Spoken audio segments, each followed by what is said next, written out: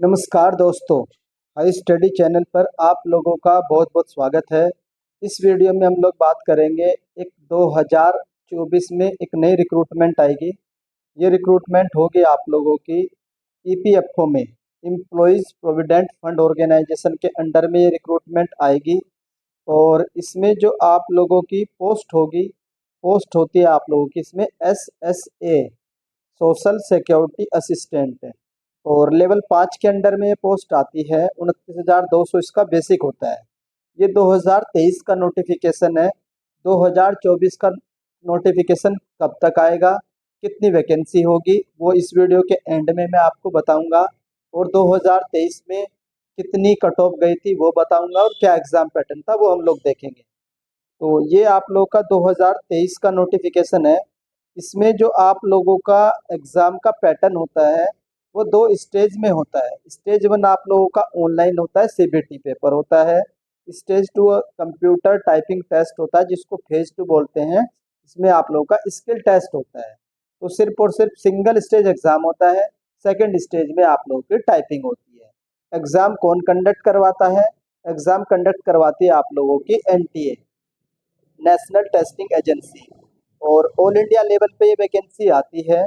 Last time जो vacancy आई थी ये थी आप लोगों की 2674, 2674 या 2674, 2674 वैकेंसी आप लोग की 2023 में आई थी।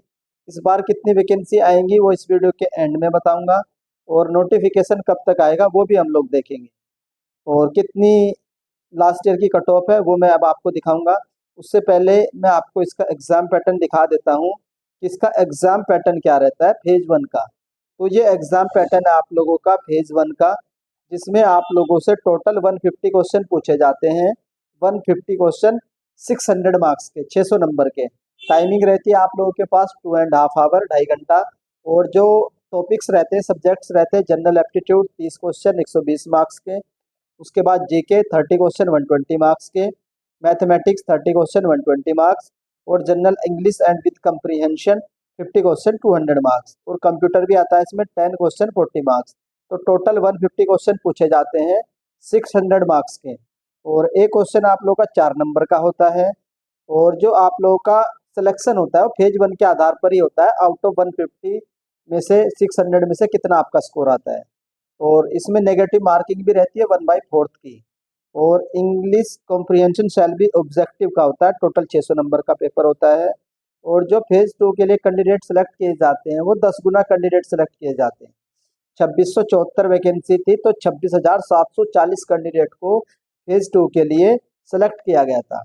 फेज 2 में क्या होता है? तो फेज 2 में आप लोगों का required to appear for the skill test to access speed. आप लोग स्पीड चेक करेंगे, एक्यूरेसी चेक करेंगे for data entry work. Typing speed कितनी चाहिए होती है? 35 वर्ड पर मिनट चाहिए होती है इंग्लिश में, और 30 वर्ड पर मिनट चाहिए होती है हिंदी में। तो ये आप लोगों की टाइपिंग स्पीड है। और बात कर लेते हैं कि डिप्रेशन कितने आपको टाइप करने होते हैं। तो 10,500 की डिप्रेशन इंग्लिश में, और 9,000 की डिप्रेशन पर आवर आप लोगों को हिंदी में टाइप करने होते हैं। और 5 की डिप्रेशन का आप लोगों का एक वर्ड काउंट किया जाता है। तो ये आप लोगों का स्किल टेस्ट के बारे में इंफॉर्मेशन है। उसके बाद इसमें जो है, अब मैं आपको दिखा देता हूँ लास्ट ईयर की कट ऑफ देख लेते हैं 2023 में कितनी कट ऑफ गई थी। तो ये आप लोगों की 2023 की कट ऑफ है, जिसमें सोशल सिक्योरिटी असिस्टेंट की 2023 की कट ऑफ है। यूआर की 99.55 थी। इकोनॉमिकली वीकर सेक्शन की 97.12। ओबीसी नॉन क्रीमी लेयर की 99.04। एससी की 95.420। और एसटी की आप लोगों की 87 की। ये एनटीए का स्कोर है, ये मार्क्स नहीं है। कभी आप लोग सोचे सर ये कितने नंबर है, कितने में से है? तो ये स्कोर है आउट ऑफ 600। तो जो भी 150 क्वेश्चन होते हैं 600 नंबर के, तो उसको जो स्कोर कैलकुलेट किया है इन्होंने, पता नहीं क्या क्राइटेरिया है, क्या किस बेस पे ये स्कोर निकाला है, वो कोई नहीं जानता है सिवाय एनटीए के। तो ये स्कोर बेस कट ऑफ है आप लोगों की। और इसका क्या तरीका है स्कोर का कैलकुलेट करने का, ये कोई नहीं जानता है सिवाय एनटीए के। तो ये लास्ट ईयर की कट ऑफ है। उसके बाद इस बार का आरटीआई का रिप्लाई जो आज आया है वो भी देख लेते हैं। फिर हम लोग वैकेंसी देखेंगे कितनी वैकेंसी आएंगी। ये आप लोगों का लास्ट ईयर का ही डाटा है, जिसमें टोटल जो कैंडिडेट फॉर्म जो भरा था 6,46,000 ने भरा था, जो पेपर दिया था वो 2,46,000 ने दिया था। उसके बाद जो CBT 1 क्वालिफाई किए थे वो 26,777 थे, क्योंकि 10 गुना करने थे। 2674 वैकेंसी थी, तो 7 कैंडिडेट एक्स्ट्रा पास किए थे। उसमें से जो कैंडिडेट है आप लोगों के जो अपियर हुए थे, सिर्फ और सिर्फ 22,000 अपियर हुए थे स्किल टेस्ट के लिए, 22,833। और ये जो 833 है, इसमें से कितने कैंडिडेट पास किए थे उस RTI का रिप्लाई देख लेते हैं। ये RTI का रिप्लाई है जो आज यानी कि 11 अक्टूबर को आया है। तो 2677 कैंडिडेट है जो स्टेज 2 में अपियर हुए थे, तो उसमें से सिर्फ और सिर्फ 9,137 कैंडिडेट ही पास हुए थे। तो रेशियो अप्रोक्सीमेटली 9/27। तो टाइपिंग का जो था उसमें से तो 3 में से सिर्फ एक कैंडिडेट क्वालिफाई हुआ था, 3 में से एक कैंडिडेट। तो ये आप लोगों का टाइपिंग का RTI का रिप्लाई है जो NTA की ओर से दिया गया है। अब बात कर लेते हैं कि सर इस बार 2024 में कितनी वैकेंसी आएंगी और नोटिफिकेशन कब तक आएगा।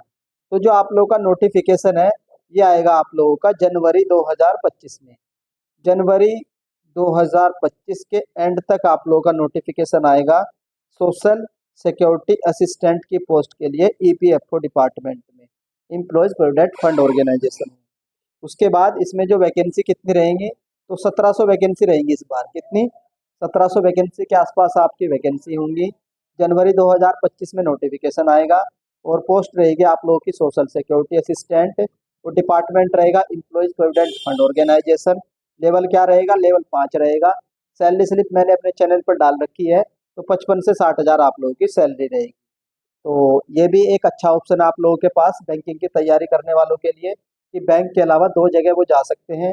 एक तो है आप लोगों का FCI, इसकी रिक्रूटमेंट आने वाली है FCI AG3 की, और दूसरी आएगी आप लोगों की EPFO की, इसमें SSA की है। तो यहाँ लगभग 5,000 के आसपास पोस्ट होंगी और यहाँ लगभग 1700 के आसपास पोस्ट होंगी। तो आप लोग तैयारी करते रहिए। जो भी आप लोगों को हेल्प चाहिए होगी, गाइडेंस चाहिए होगा, मैं आप लोगों को अपडेट करता रहूँगा जैसे ही कोई भी FCI के रिगार्डिंग अपडेट आए या फिर EPFO के रिगार्डिंग अपडेट आए। मैंने बता दिया है कि जनवरी में नोटिफिकेशन आ जाएगा EPFO SSA का। तो ये अपडेट थी।